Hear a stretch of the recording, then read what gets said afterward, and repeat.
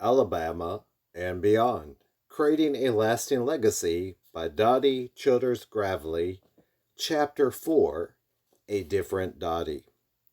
My good news to my family was met with zero enthusiasm, just as I had expected. They shared a common concern that their sister and daughter had been brainwashed into a cult. I knew differently. My drooping heart had had a thorough washing. I was clean, and at last I had the power to make Jesus Lord of my life all week, not just on Sundays. The Bible came alive for me. My prayer life was energized. Even the old hymns I had sung for years took on new meaning as never before. I was no longer ashamed or afraid to speak about Jesus to anyone. Even my nervous habit of biting the inside of my cheek disappeared without any effort, although I had tried to stop before. This renewal movement I had been led into was global and scriptural, not a local cult. No cult or human manipulation could have put the joy in my inner being. Doubts, fears, guilt, boredom, sadness, and loneliness were gone. And I got a smile. That smile would become known as my Jesus smile, the one he gave and has maintained throughout the years. When classes resumed early January 1967, I couldn't wait to tell some of my friends at Calhoun about my Christmas break. God began making them hungry too. Some were saved and filled, and the prayer group Diane had started grew quickly. We met every day at lunch in an empty classroom in the science building, room S103. Diane's dad, Brother Stefferson, offered to bring his old reel-to-reel tape player to campus and share with students a taped account of how God was working in Russia to include those dear people in the 20th century outpouring. We invited friends to come. One girl I had met that week came. After the Russian report, Brother Stefferson had an opportunity to ask my new friend about her relationship with God. Unexpected tears came into her eyes. She surprised herself and responded, "I'm sinking fast." "How would you like to get on a solid rock?" he asked. Within a few moments, she experienced a new birth right there in room S103. Later, I saw her sitting outside on a bench, obviously enjoying the wind in her hair and her new encounter with a real God. She later became a roommate of mine. Our Bible study group was dubbed the Prayer for Lunch Bunch, a takeoff on a Seagull for Lunch Bunch diet drink commercial. At times, students came from the Student Center to debate with us. Some of them were touched by God, some scoffed and wrote us off as nuts. College was getting fun. Somehow, we all managed to keep our grades up in spite of devoting most of our free time to witnessing or spending time in prayer and Bible study. A few of us had already been voted by the faculty into who's who among American junior college students. We were recognized at a luncheon. In our youthful zeal, we even witnessed to faculty members. The administration could not very easily clamp down on our fervor and honor us simultaneously. One student who joined our group was Jan. She was the first person I knew of who had come to Christ partially through my witness. Our friend circles would not have overlapped on a Venn diagram except in the college classroom. She hung with cheerleaders in the party crowd, always looking for a good time. Our lives crossed in an English literature class. That is how I discovered one day that she was looking for something else besides a good time. Her soul was searching for meaning. Our professor told us to write an Italian, or was it a Shakespearean, sonnet with all the length, meter, and in-rhyme requirements. When Jan's poem was read aloud in class, none of us could believe this frivolous, seemingly unthinking girl had penned the lines, telling of a yearning for love and happiness. To her own surprise, the poem became a prayer of God to send her happiness, and she entitled it Prayer in Iambic Pentameter.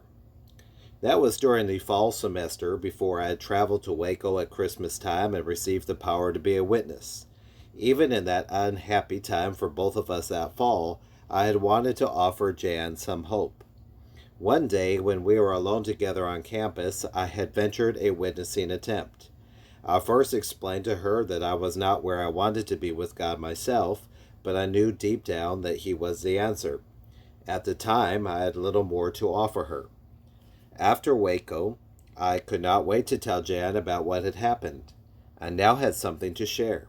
The opportunity came one morning in the library. There was Jan at a table studying. She must have a test, I thought. Jan did not study unless she had a test. I debated whether or not to disturb her and hurt her test grade or share what would help her soul. I decided she could tell me if she really needed to study. I approached that library table about to pop with excitement. In the past, I had been fearful of launching into a witnessing encounter, afraid words would fail me to explain salvation. Now I simply wanted to tell a friend what I had discovered. Without fanfare or introduction, I began my narrative. Jan, I said, do you remember how I was last semester? She responded in the affirmative. Well, I've found my answer, I told her. For the next few minutes, I described the joy and love for God I had witnessed at the meeting in Waco in the people from all over the place from different church backgrounds. I shared the tremendous change in my heart and life. There was so much more to tell her, but I had to go report for work on the work-study program. As I glanced up, I noticed that Diane was entering the library at that time. I motioned with my hand for her to join us. She sat down, met Jan, and literally took up where I left off. Diane had been witnessing to one of Jan's close friends, so she suggested that they both visit Diane's church on a Tuesday evening. They both came and both surrendered their hearts and lives to the Lord. This teamwork with Diane and her family has worked well over the years.